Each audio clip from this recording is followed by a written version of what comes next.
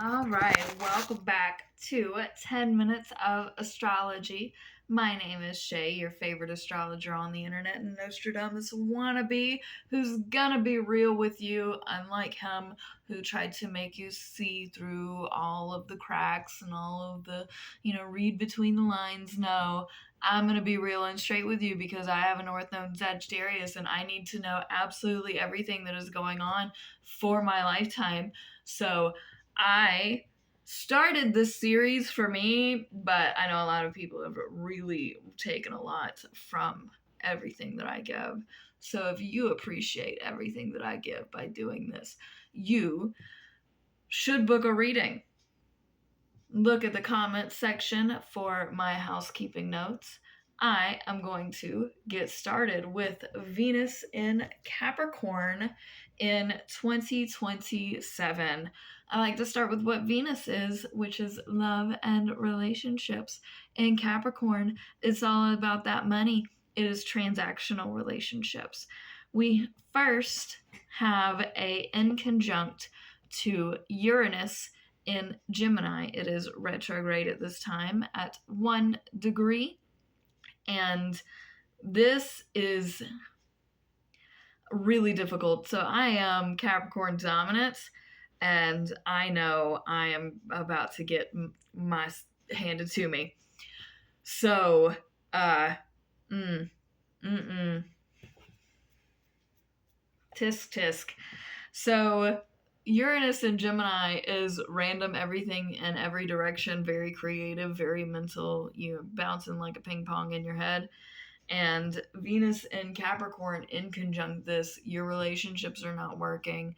Whatever it is that you're doing in your current relationships that is ping ponging back and forth, it's just about to get more irritable because as they're trying to ping pong because they don't even know what they're doing, it bothers them that you're trying to give them some sort of structure, like something that we can name this and give this meaning to. And Uranus and Gemini is like, no, I can't have structure and stability right now because I can't handle anything. And the relationships that we have that are trying to be at least somewhat stable cannot handle the mental instability. It is too much. We have a square to Neptune in Aries at 2 degrees right after that. Tisk tisk from God. This is, you are angry. You are righteously angry. You, even though you're trying to be stable in your heart and with yourself and with your relationships, and you're trying to be the one that everybody can come to that has it together and is reliable, and even though you're trying really hard to be that person, there's also something bigger than you that is angering you. Because why you gotta be that person? Why can't somebody else be this person? Why you always gotta be the strong one? Like, that's the conversation that you're having with the greater power or the great creator. That's what you're praying. It's like, no, I'm not trying to do all this. I'm not trying to be this responsible. I'm not trying to be the one that has to. Everybody's just coming to me. Everybody's relying on me. Everything is just a lot on your shoulders. And it's very angering. It's spiritually, righteously angering. And I'm not saying that you're in the wrong, but crying about it right now and getting angry about it right now is not the solution. It is not the time for that. You need to be stable so that other people can have their meltdowns, but you're still the one that is steady. And if you're the one that's having the meltdown, then you're making it harder on the people that are trying to have it steady. We have a trine then to Mars, which is retrograde in Virgo, which is making those very detailed moves that people aren't aware of. And so, whatever decisions, whatever things that you have to move around in the silence in the background, get all your ducks in a row, all the details, this is where this happens. And it's for your sanity, it's for your relationship with you, it's for the things that you got to get your money right. This is where you make those contracts. Yeah, you start really focusing in on the details here. We have a semi-sextile to Pluto in Aquarius, which is teaching Venus here. So it's much bigger than you. These changes are much more than you. It feels random. It feels out of control. It feels like chaos, but at the end of the day, it's going to be good for you. So you're going to have to ride it out to be your stable self in the chaos, in the swirlies. And, we're going to come out the other side. It's not going to look the same. It's not going to look the same. And that's okay. That's what you were looking for. This is all at 5 degrees coming up. So we've got the Pluto, and then we have a sextile to the moon and Mercury in Pisces also at this 5 degrees, which is how you're viewing yourself in every light, how you're communicating kind of the best you can. You're going to have to communicate more intuitively. You're going to just have to know when to be quiet and when to speak, when you need to be confident, when you need to be meek. You're really gonna have to bob and weave and ride the wave with how you communicate and even how you view yourself. You are a beautiful spiritual being that has a light inside that nobody should be dimming. And if they're trying to dim your light, guess what? You need to go somewhere else so that you can shine as bright as you absolutely want to, because you deserve it.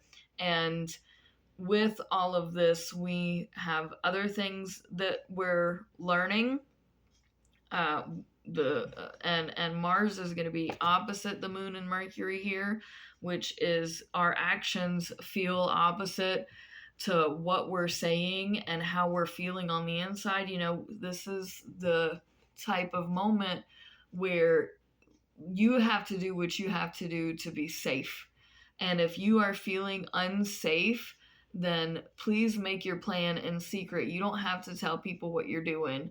And this is really a time where it's not that you're lying. Please don't lie to people. That is not the time for this. What this is protecting yourself. So I've been telling you, you've got to guard your heart here. This is another moment where guarding your heart is going to help you in the long run be able to transition out of all of this stuff. And Mars is going to be in conjunct to Pluto. I should have talked about that in the Mars video. So after this 5 degree mashup that we've got here, which I'm pretty sure is the thumbnail, we have a square at 11 degrees to Saturn in Aries. So this right thing to do for us and the way that we want to do it and the structure in our life and our relationships that have been stable and that have been true and that have been strong. And these are at a head because what you want and what you need and what you deserve and desire, you may not be getting that from your relationships. And same thing, your relationships may be not getting what they need from you. And that's okay. If you got to break it off, if you got to walk away, do that. Like, if it's better for everybody, then it's better for everybody. And that's February 13th, 2027. So happy Valentine's Day. We have an inconjunct to Jupiter, which is retrograde, and the South Node here in Leo. We also have the semi-sextile to the North Node in Aquarius at 20 degrees. I know I don't usually bring these up, but this is a little imperative because Jupiter sitting on the South Node here is we are falling back on our pride, on our bad habits, on the thing, you a big bad, like that smack in your lips attitude, confident. Now, don't get me wrong, it is big confidence, but this is inconjunct, which is distasteful to the elegant Capricorn, which is trying to love in a nice way, and you are coming in and making them feel less than so that you can feel better. And that's very distasteful for Capricorns are not going to find that particularly well in polite society. We have the semi-sextile to the North Node in Aquarius here, which Venus has to learn that you got to do what's right for you, even if it seems really weird for the rest of the world and the rest of the world doesn't agree with it. And even if the rest of the world is going to judge you for it, you do you. This is your life. So you do whatever you got to do to make you feel better for your own heart and for your own mental space.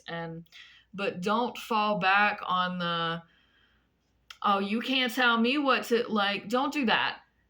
Just know you ain't got to say nothing to nobody. You're moving up and on. It may not make sense to you, but it makes perfect sense to me, and I'm the only person. Me and God are the only people that are going to judge me at this point for doing what I need to do, so I'm going to do that. You do you, boo.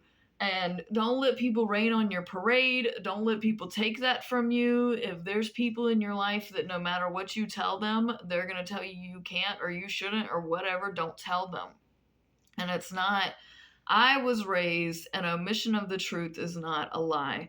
So if you don't say anything, it can't be held against you. If you do say something though, and you get your feelings hurt, I told you not to speak up, because these people don't need to be knowing your dreams and your goals because they'll on it. And then when you achieve it, they're going to be like, oh, look at you. I knew you could do it. How about you help me out? Just don't even tell them. We have an inconjunct to Mars, which is then retrograde in Leo, because it does go back into Leo at this time, and a square with Chiron in Aries at 27 degrees.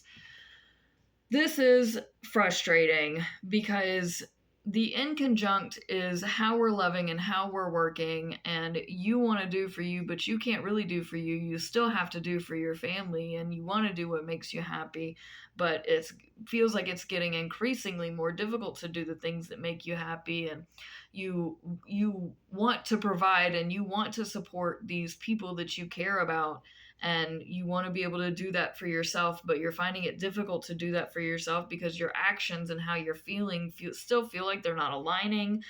And Chiron, which is healing in Aries, you were just getting this, you were just figuring this out. Why is it going so left and so sideways? And now you're angry at yourself, and which is also coming across as angry at the people that you care about, but you're not really mad at the people. You get why they're doing it, but you're also just feeling it's like a hormonal strike, or just something is not jiving, it's not feeling right. You've taken a turn, and this is where we're turning now. And how about we just go left? We just going left now. So then Venus goes into Aquarius, where we're going to see lots of weird bumpies approximately March 1st, 2027. Best of luck to you. Don't tell you I didn't say what was happening. Peace out, fam. Much love. Press the buttons, please. Thank you.